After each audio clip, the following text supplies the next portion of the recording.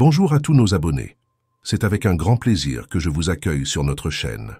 Aujourd'hui, nous allons plonger dans une affaire qui a secoué le monde du sport en 2010, lorsqu'un triangle amoureux tragique impliquant une star de la NBA s'est terminé de manière dévastatrice.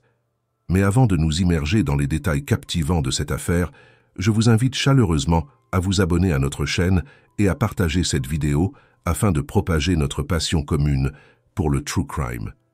Sans plus tarder, embarquons ensemble dans les méandres de cette sombre affaire. L'histoire de Lorenzen Wright, qui nous ramène à Memphis, Tennessee, est celle d'un homme qui a su transformer son talent en une carrière exceptionnelle, tout en restant profondément attaché à sa communauté. Né en 1975, Lorenzen était un enfant débordant d'énergie et de joie, avec un grand sourire qui reflétait son amour pour la vie. Sa mère, Deborah, a joué un rôle clé dans son éducation, tandis que son père, Herb, restait très présent malgré la séparation familiale. Dès son plus jeune âge, Lorenzen rêvait de jouer au basketball professionnel, et ce rêve n'était pas sans fondement. Sa famille voyait en lui un don naturel pour ce sport, renforcé par sa grande taille, qui lui conférait un avantage certain sur le terrain. Ses parents, passionnés par sa réussite, l'ont soutenu à chaque étape de son parcours. Lorenzen partageait son temps entre la maison de sa mère à Oxford et celle de son père à Memphis, un équilibre qui lui a permis de s'épanouir dans sa passion. Lorenzen a commencé à jouer au basketball pour le lycée Lafayette dans le Mississippi, mais c'est après son déménagement définitif à Memphis qu'il a vraiment marqué les esprits. En jouant pour le lycée Booker Washington, il a rapidement attiré l'attention de nombreux recruteurs universitaires. Finalement, il a choisi de jouer pour les Memphis Tigers à l'Université d'État de Memphis, où il a donné le meilleur de lui-même. Sa carrière a pris un tournant décisif lorsqu'il a participé à la draft de la NBA en 1996. Sélectionné au 7e rang global par les Clippers de Los Angeles, Lorenzen a vu sa vie changer du jour au lendemain.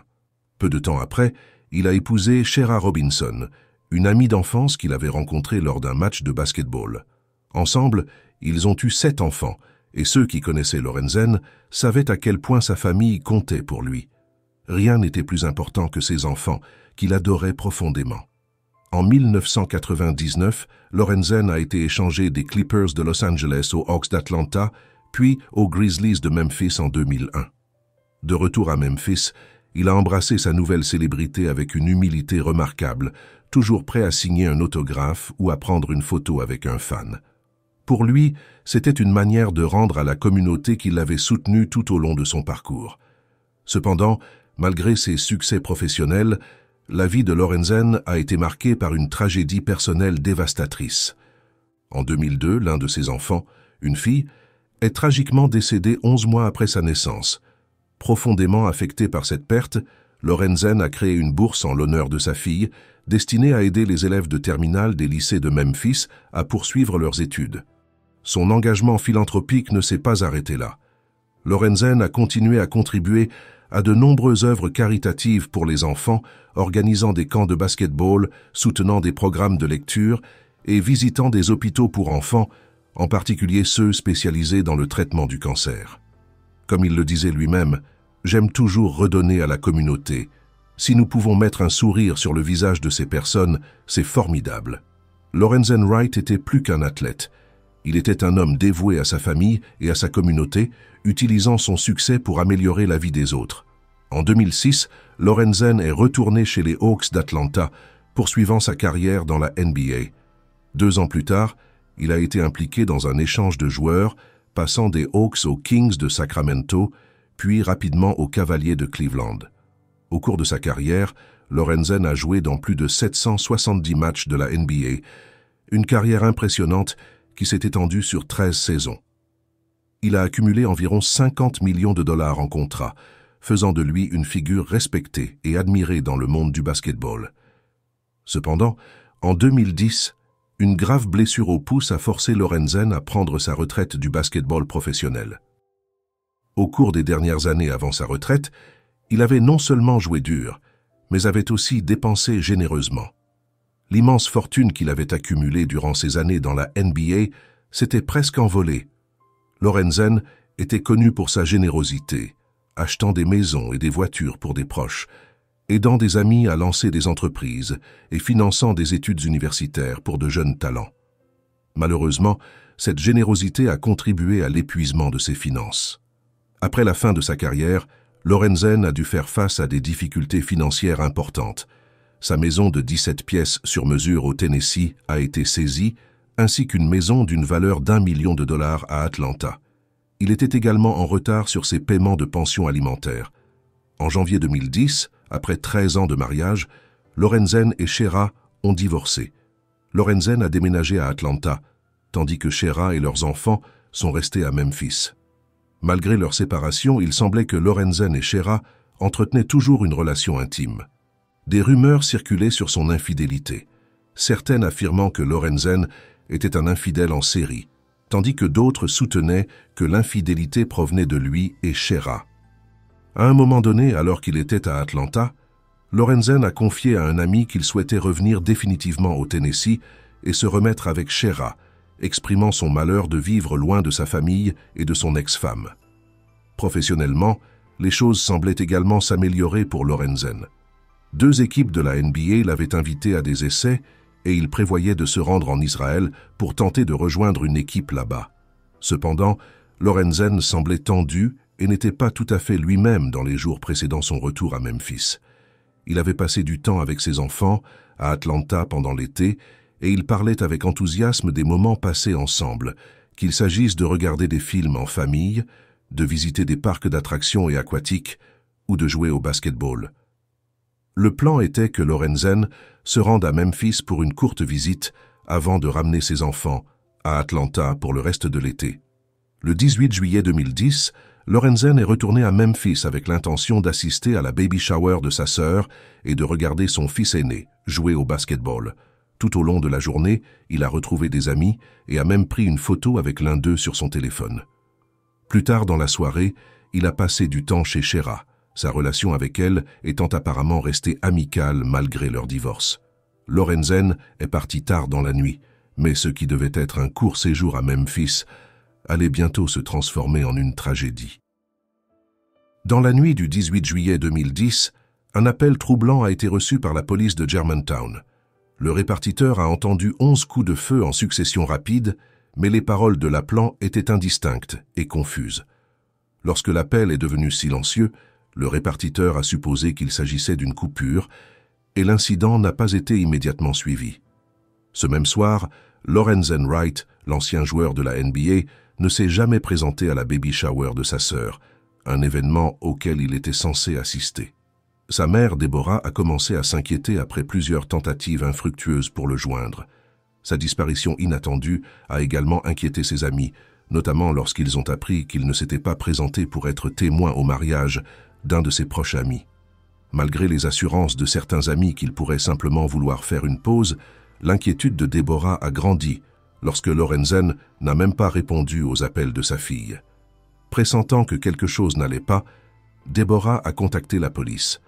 Le 22 juillet, elle a officiellement signalé la disparition de son fils et des policiers se sont rendus chez Shera, l'ex-femme de Lorenzen, pour recueillir des informations. Shera a déclaré à la police que Lorenzen avait quitté sa maison le soir du 18 juillet en compagnie d'un homme inconnu. Selon elle, il transportait de la drogue et une somme d'argent importante. Elle a ajouté qu'au moment de son départ, Lorenzen était au téléphone et a mentionné qu'il allait faire quelque chose pour 110 000 $. Après cela, il serait monté dans une voiture avec cet homme et n'aurait plus été revu ni entendu. Ces déclarations ont rapidement alimenté des rumeurs selon lesquelles Lorenzen serait impliqué dans des activités criminelles, peut-être même dans un cartel de drogue. Certaines personnes ont commencé à se demander si cette implication n'était pas la cause de sa disparition.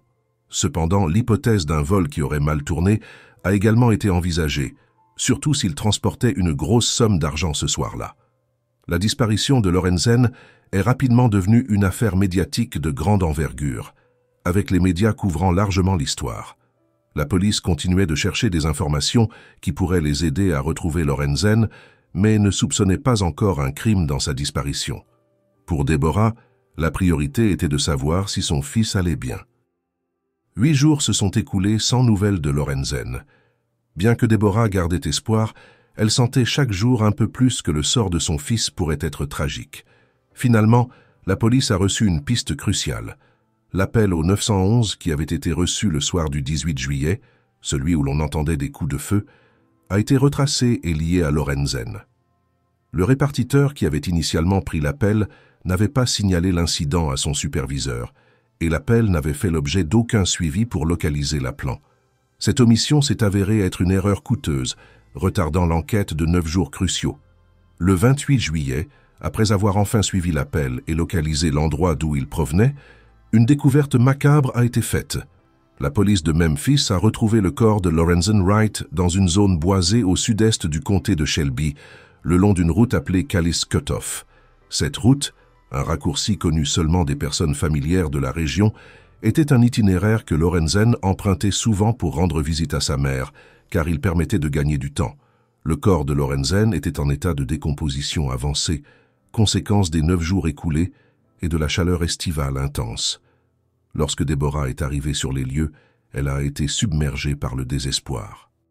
Convaincue qu'elle pourrait trouver des indices sur ce qui s'était passé, elle a tenté de se frayer un chemin jusqu'à l'endroit où le corps de son fils avait été retrouvé, malgré les efforts de la police pour l'arrêter. La mort tragique de Lorenzen Wright a non seulement secoué sa famille, mais a également choqué la communauté de Memphis et au-delà, laissant derrière elle de nombreuses questions sans réponse. L'autopsie réalisée sur Lorenzen Wright a révélé une vérité effrayante. Il avait été touché par au moins 5 balles, probablement plus. Il avait reçu 2 balles dans la tête, 2 dans la poitrine, et des fragments de balles ont été retrouvés dans son avant-bras droit. L'appel au 911 qu'il avait passé cette nuit-là avait capté ses derniers instants, mais malheureusement, cet appel n'avait pas été suivi immédiatement, retardant les recherches et la découverte de son corps. Sur les lieux du crime, la police a découvert 2 douilles différentes, ce qui suggérait la présence de plusieurs armes, mais aucune arme n'a été retrouvée sur place. Malgré les preuves accablantes, il a fallu un certain temps avant que la police ne déclare officiellement qu'il s'agissait d'un acte criminel. Pendant ce temps, les fans, la famille et les amis de Lorenzen se sont rassemblés autour de la scène du crime, y compris d'anciens coéquipiers, pour lui rendre hommage. Des appels émouvants ont été lancés à la télévision, implorant ceux qui savaient quelque chose de se manifester. Lorenzen était aimé non seulement à Memphis, mais dans le monde entier. Ses proches ont rappelé à quel point il avait tout fait pour sa famille et pour la communauté, et ils espéraient que quelqu'un aurait le courage de dire ce qui s'était passé. Les enquêteurs ont également noté que la zone où le corps de Lorenzen avait été retrouvé était particulièrement isolée et sombre la nuit, ce qui les a amenés à se demander s'il avait été contraint de s'y rendre ou s'il avait été suivi. Quelques jours plus tard, le 1er août, la police de Memphis a effectué une perquisition au domicile de Shera, l'ex-femme de Lorenzen. Ils y ont trouvé des morceaux de métal brûlés et une lettre partiellement brûlée adressée à Lorenzen et Shera. Cependant, les forces de l'ordre n'ont pas confirmé si ces éléments avaient une signification particulière. Les voisins ont rapporté que Shera avait brûlé des objets dans son jardin plusieurs nuits auparavant, en compagnie d'un homme inconnu, ce qui avait semblé étrange compte tenu de la chaleur étouffante de l'été. Les amis proches de Lorenzen qui l'avaient vu la nuit de sa disparition ont essayé de reconstituer ce qui avait pu se passer. Ils se souvenaient que Lorenzen avait reçu un appel de Shera ce soir-là, un appel décrit comme désagréable et marqué par des cris. Lorenzen avait dit à un ami qu'il allait voir son ex-femme pour essayer de la calmer, mais qu'il le rappellerait ensuite pour qu'ils se retrouvent. Ce rappel n'est jamais venu. Quelques jours après la découverte du corps de Lorenzen, un service commémoratif public a été organisé en son honneur. Des centaines de fans, de membres de la famille et d'amis se sont rassemblés au FedEx Forum à Memphis pour lui rendre hommage. Chacun des enfants de Lorenzen et Shera portait une casquette d'équipe différente pour représenter les 13 années de carrière de leur père dans la NBA. Le propriétaire des Grizzlies de Memphis, Michael Heisley, a prononcé des paroles poignantes. « Nous devrions tous quitter cette salle avec l'idée que nous allons faire un peu en l'honneur de Lorenzen pour nous assurer que des choses comme celle-ci ne se reproduisent plus. C'est le plus grand service que nous puissions lui rendre. » Malheureusement, après ce service commémoratif, les choses ont rapidement pris un tournant silencieux. Une année est passée sans qu'aucune arrestation ne soit effectuée et sans qu'aucun progrès substantiel ne soit réalisé. Les enquêteurs étaient confrontés à une affaire extrêmement médiatisée, mais avec très peu de preuves tangibles et sans mobile clair pour expliquer pourquoi quelqu'un aurait voulu tuer Lorenzen. Memphis, une ville où la criminalité était déjà endémique, était classée parmi les villes les plus dangereuses des États-Unis et la police craignait de ne jamais obtenir les réponses nécessaires pour résoudre cette affaire. En 2011, une récompense pour toute information concernant l'affaire Lorenzen Wright a été portée à 21 000 $, mais les autorités n'étaient pas sûres si le silence persistant était dû à une réelle ignorance des faits ou à une peur de représailles. Cependant, en 2012, un détenu a contacté le FBI, affirmant qu'il avait des informations sur l'affaire et sur les personnes impliquées. Cet homme, qui avait été acquitté du meurtre de sa petite amie en 2009, mais qui avait été ensuite reconnu coupable de meurtre au 2e degré, a été condamné à 20 ans de prison. Il a déclaré qu'il pouvait dire aux autorités où se trouvait l'arme qui avait tué Lorenzen et il a mentionné un complot raté pour le tuer une première fois. Bien que les autorités aient gardé ces informations secrètes, elles ont commencé à examiner attentivement les allégations du détenu. Pendant ce temps, Shera elle-même était impliquée dans des problèmes juridiques. Dans le cadre de leur règlement de divorce, Lorenzen avait souscrit une police d'assurance vie d'1 million de $, qui a été versée à Shera 1 an après sa mort. Lorenzen avait spécifiquement indiqué que cet argent devait être destiné à leurs enfants, mais selon des rapports, Shera avait dépensé la totalité de la somme en quelques mois seulement. Le père de Lorenzen, en tant qu'exécuteur testamentaire de sa succession, a poursuivi Shera au nom de ses petits-enfants, alléguant que l'argent avait été dépensé de manière irresponsable, notamment pour des voitures, des meubles, une nouvelle maison et un voyage à New York. Shera a insisté sur le fait que sa famille restait financièrement stable, mais elle a finalement accepté un règlement confidentiel. L'enquête sur la mort de Lorenzen Wright a continué à avancer lentement, marquée par des moments de frustration et de silence, mais aussi par des avancées discrètes qui ont maintenu l'espoir de justice pour la famille et les amis de Lorenzen. La même année, Shera a publié un livre intitulé « Monsieur, dis-moi tout ». À travers ces pages, elle a dressé un tableau sombre et tumultueux de la vie d'une femme piégée dans un mariage rongé par la cupidité et la tromperie. La description de son ouvrage évoquait un chaos constant où les nouvelles connaissances, les conflits familiaux et l'avidité se mêlaient, rendant les efforts d'une femme vains face à un destin implacable. En plongeant dans ses réflexions, elle a révélé ses doutes croissants sur son engagement, atteignant un point de rupture qui l'a poussée à prendre une décision cruciale, une décision qui allait changer le cours de sa vie à jamais. Dans ce récit troublant, Shera a dépeint un mariage dévasté par la cupidité, la violence et les trahisons, un tableau sombre qui a rapidement attiré l'attention de ceux qui la connaissaient. Certains ont même commencé à se demander si cette œuvre de fiction n'était pas en réalité un miroir déformé de sa propre vie, une manière voilée de révéler les vérités les plus sombres d'une relation autrefois sous les projecteurs. Après la publication de son livre, Shera a été soumise à des interviews intenses, où les journalistes l'ont confrontée, lui posant des questions incisives sur ses motivations. Pourquoi avait-elle écrit ce livre? Qu'espérait-elle accomplir? Sa réponse centrée sur les hauts et les bas d'un mariage n'a pas convaincu. Lorsqu'on l'a interrogée sur son éventuelle implication dans la disparition de Lorenzen, elle a fermement nié, se présentant comme une mère, une femme et une auteure, tout en insinuant que la police devait se concentrer sur la recherche du véritable meurtrier. Son déni, empreint de défi, a laissé les journalistes perplexes, l'affaire devenant encore plus opaque. 7 longues années se sont écoulées depuis que le corps de Lorenzen Wright a été retrouvé, et l'enquête sur sa mort s'est inscrite parmi les affaires non résolues les plus médiatisées de la ville de Memphis. À ce stade, Shera avait non seulement traversé un mariage tumultueux, mais avait également connu un divorce, ainsi qu'une brève relation avec Kelvin Cowans, un journaliste qui avait réalisé une interview avec elle au sujet de son livre. Cependant, cette relation avait rapidement pris fin. Shera semblait avoir tourné la page, mais son passé restait obstinément accroché à elle. Puis, le 9 novembre 2017, un tournant majeur s'est produit. Grâce à des informations fournies par un homme incarcéré 5 ans plus tôt, la police a localisé l'arme du crime, supposée être celle qui avait servi à tuer Lorenzen. Cette arme a été retrouvée submergée dans un lac au Mississippi, à 72 km du lieu où le corps avait été découvert, exactement comme l'avait prédit l'homme. Le major Darren Goods, l'un des enquêteurs principaux, a qualifié cette découverte de Operation Rebound, un terme emprunté au basketball.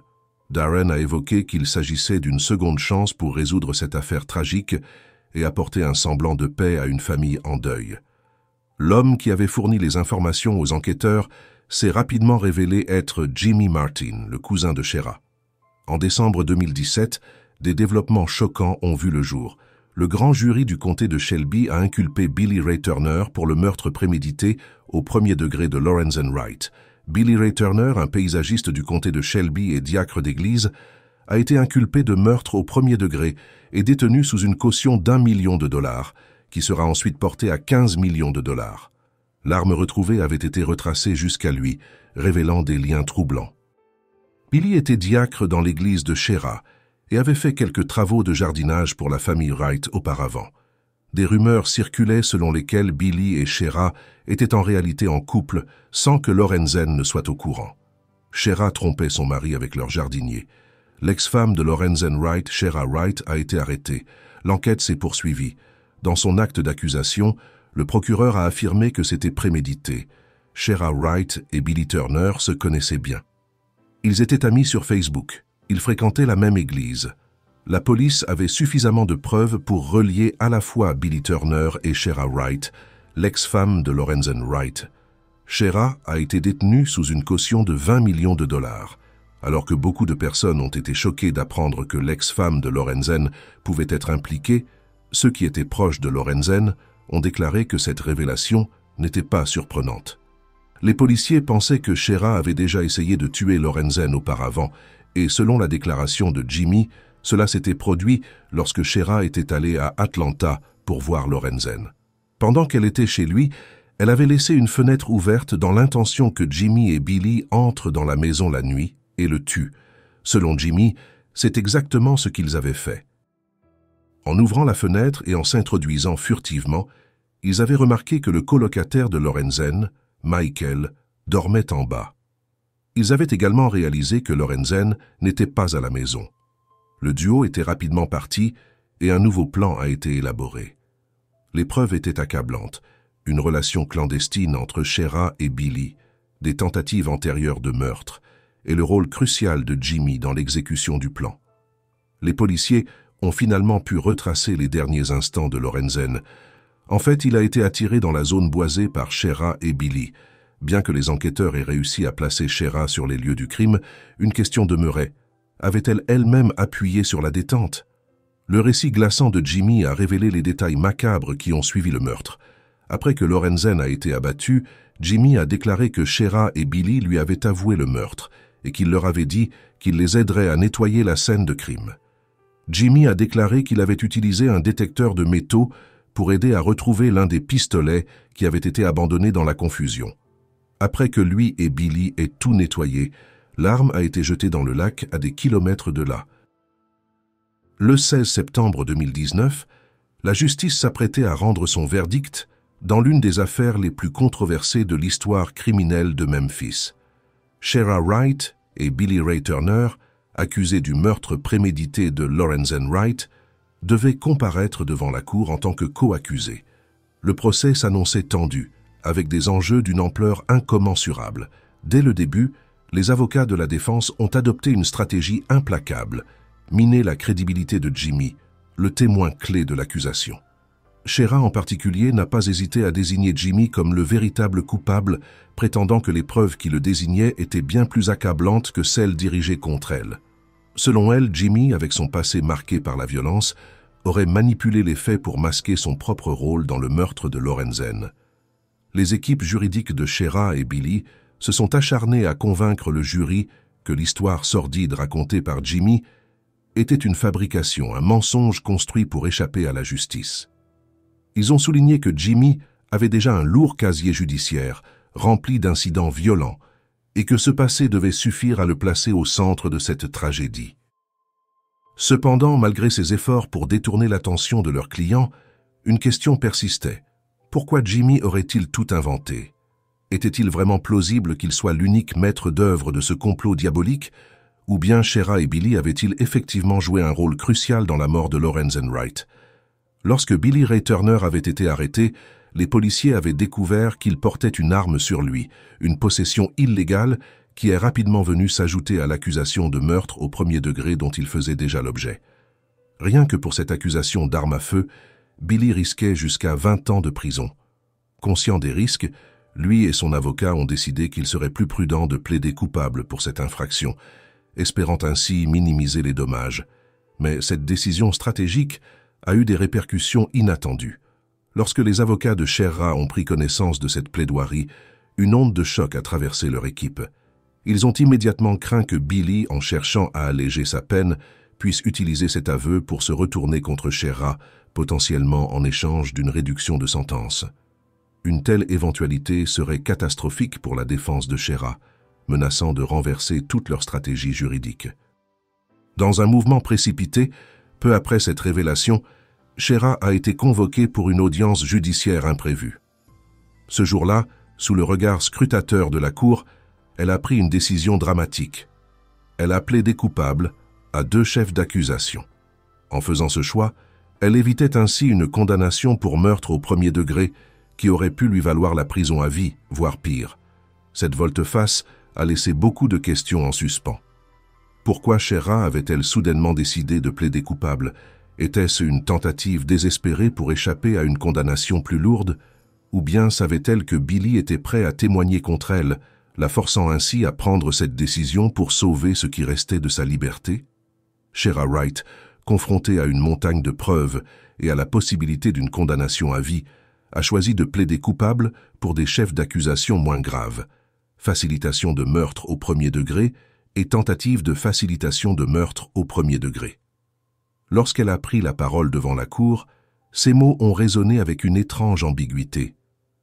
Je vais simplement dire que j'ai pris cette décision à cause de mes enfants et que je ne vais pas entrer dans plus de détails pour le moment, mais je vais simplement dire que tout n'est pas ce qu'il semble être, a-t-elle déclaré, laissant la salle perplexe et plongée dans le doute. En échange de son plaidoyer, Shera a été condamnée à 30 ans de prison. Cependant, ce n'était pas la fin de l'histoire. Selon les termes de sa condamnation, elle serait éligible à une libération conditionnelle après avoir purgé 30% de sa peine, soit environ 9 ans. Cette perspective a provoqué une onde de choc parmi ceux qui connaissaient et aimaient Lorenzen Wright. Pour eux, l'idée que Shera pourrait un jour recouvrer la liberté était inacceptable, une injustice flagrante après la brutalité du crime qui avait coûté la vie à Lorenzen. Malgré les multiples retards causés par la pandémie de Covid, le moment de vérité est finalement arrivé pour Billy Ray Turner. En entrant dans la salle d'audience, il a fermement plaidé non coupable à tous les chefs d'accusation. Mais le témoignage qui allait suivre allait s'avérer déterminant pour son sort. Jimmy, cousin de Shera et témoin clé de l'accusation, a pris la barre. D'une voix posée mais chargée de tension, il a raconté une histoire glaçante. Quelques jours après l'assassinat de Lorenzen Wright, Shera était venu le chercher, demandant son aide pour récupérer un détecteur de métaux.